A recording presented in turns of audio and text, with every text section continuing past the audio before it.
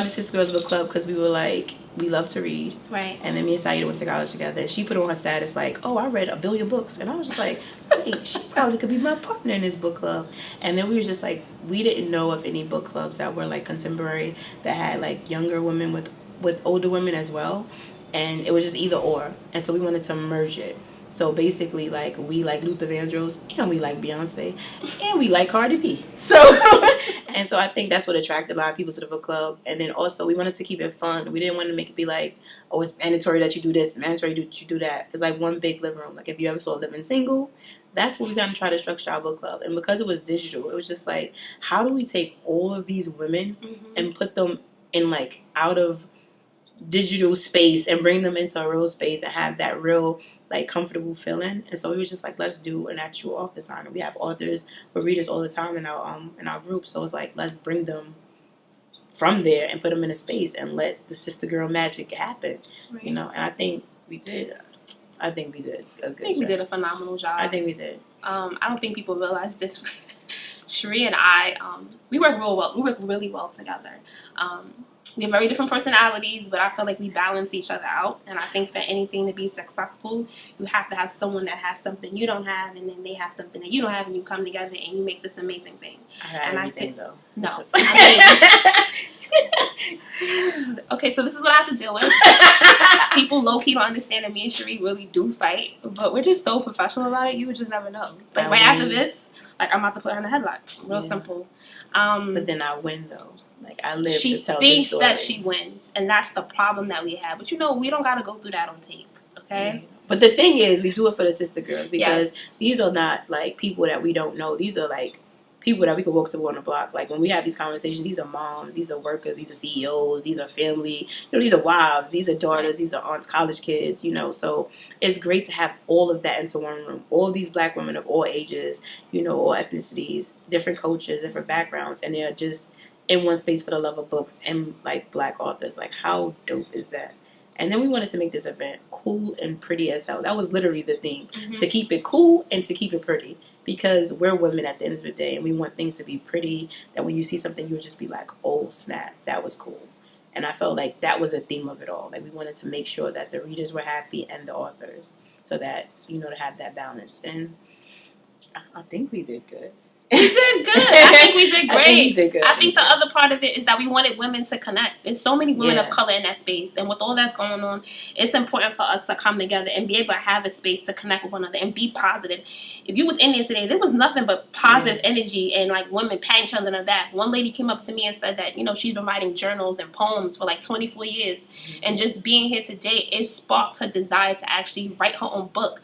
And that's what we want. Everyone has a story to tell, and we want to hear it, and we want to empower each other, and we want to let everybody know that you're being heard and that we care about what you're saying, and that even if you don't read, you can begin to read. You can network.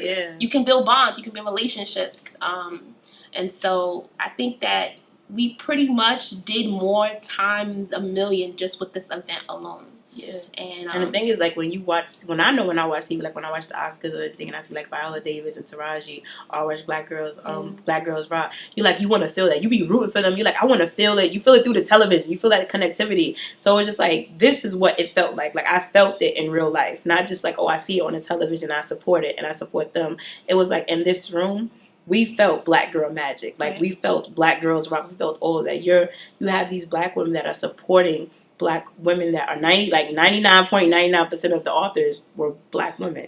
And so it's like that whole myth of that black women don't get along, they don't support each other. Most of the readers are black women. Most of the authors in this room for this event were black women. And it was just so great to see that, because it's just a whole bunch of positivity. It wasn't like, oh, stink face. Everybody, as soon as you saw them, they gave you a hug. Even if you didn't know them, you just gave somebody a hug. And it was just like, the authors, they're so dope because they took a chance on us. And it's just like, we've been reading them and loving them, but it's like, they really don't know us. They don't know us. They don't know us. They don't know what we're capable of. It's like, it's a huge I don't know. So like, they took a chance. Like, that was just so hard, because to take a chance to be like, we'll come here from, you know, from Atlanta. We'll come here from, you know, Chicago. We'll come here from, I think Kim Golden is from like Sweden, or she's from Switzerland. She's not from this country. Like, she doesn't live here. So to come out the country and say, we're going to take a chance here, that's crazy. Like, I'm still like in shock. It'll take us like a couple months to like try to digest. It's here. Yeah.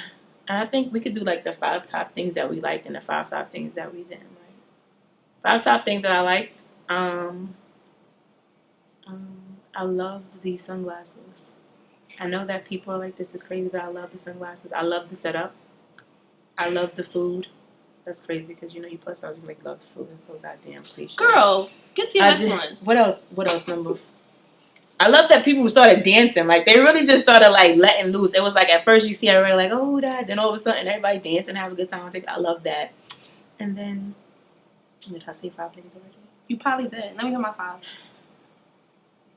Anyways, I love the setup.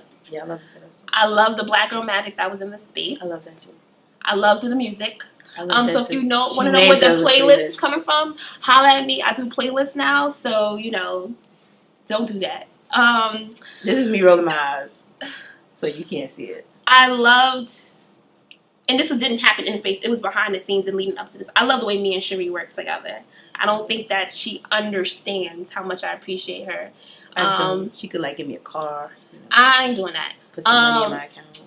And I love just the support that we've been getting. Like, so many women like we've talked to online, authors or women that, when I run the monthly book chat, they chime in and stuff like that. So to put a name to a face and then for them to say thank you, that meant so much because to us, it's like, okay, we're going to put this event together.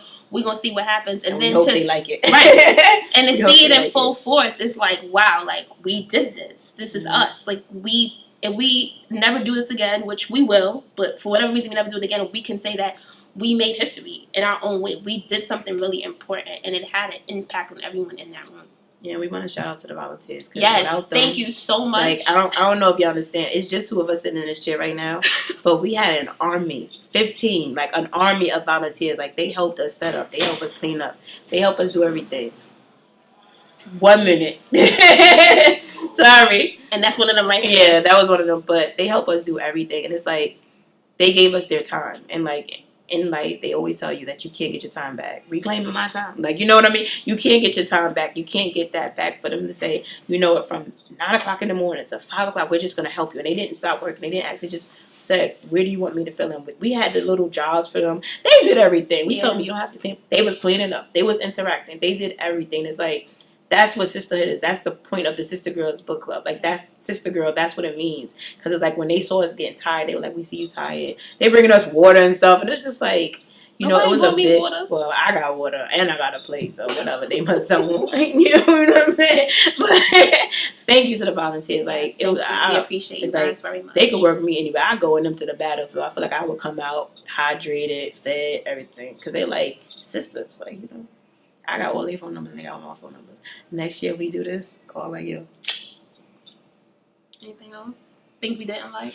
Yeah, we talk about things that we didn't like. I didn't like the fact that I didn't know that we both bought like 2 champagne, like the corkscrew thing. You told me in a text message. I really thought that it wasn't like you could take it off. I didn't like that people thought that we bought those bottles like that. No. That was pounds and pounds of glitter. Like, we did that. Well, I didn't even do that. Shout out to Kareem. Yes, Kareem. If you had any of our baked goods here, it was all because any of our baked goods, any of that, like, setup, he did all that. All of them little glitter bottles, he did all of that. Like, so if you want to hire him, I'm his manager. You can come see me. I get 75% of everything that he make. So, there you go. Let me put my glasses on. And what else do we like? No, what we didn't like. I liked a lot. I didn't like the fact that I had to bring shopping. Like, New York ain't no joke. Like, you ain't no parking here. Ain't none of that here. And I've lived here my whole life. Shout out to Brooklyn. But yeah, we was shopping carting it. I had a car, but you had a shopping cart all the way up there.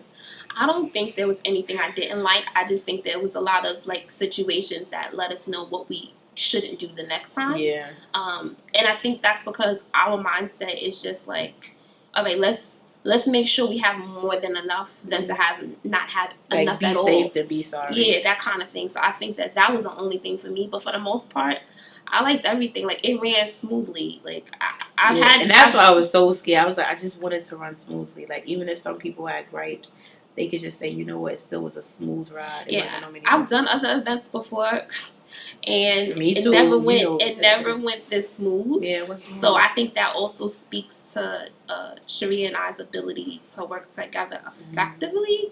And mind you, this is the first time I've seen Sharee in 3 weeks, and then before that, I speak to Sharee on the phone. People also understand that Sharee and I don't see each other all the time. I live in the Bronx. Full lives, and I live in Brooklyn. Yeah, she live in Brooklyn, so we really, our communication is text message, voice memos, Google Hangouts. Google, she liked the Google Hangout. You could see somebody, and I could do like cook and do other things. Those, and we literally communicate. Mind you, we planned this last year, so from then to now, we've literally just been keeping in contact. And we got full-time over jobs. The phone, full-time jobs. We got no kids though. Shout out to no kids. That's how I was able to do this. Yeah, right. And still be like, anybody who got children and they do this, yes, it's so hard. So big up, and shout out to all the book clubs that supported us. Yes. Shout out to like CCJ and Alexandra Warren. It was because of you that we had those fans. They literally told us it's gonna get hot, so you need to have like a fan or something. Yeah. So, and that's to me what it's all about. You know, us helping each other. Everybody that we came in contact with, they gave us a tip. They just said, how can we help? They send us like emails, you know, wishing us well. Even the authors that couldn't make it because of like illnesses, you know, things that happened, or people that couldn't make it.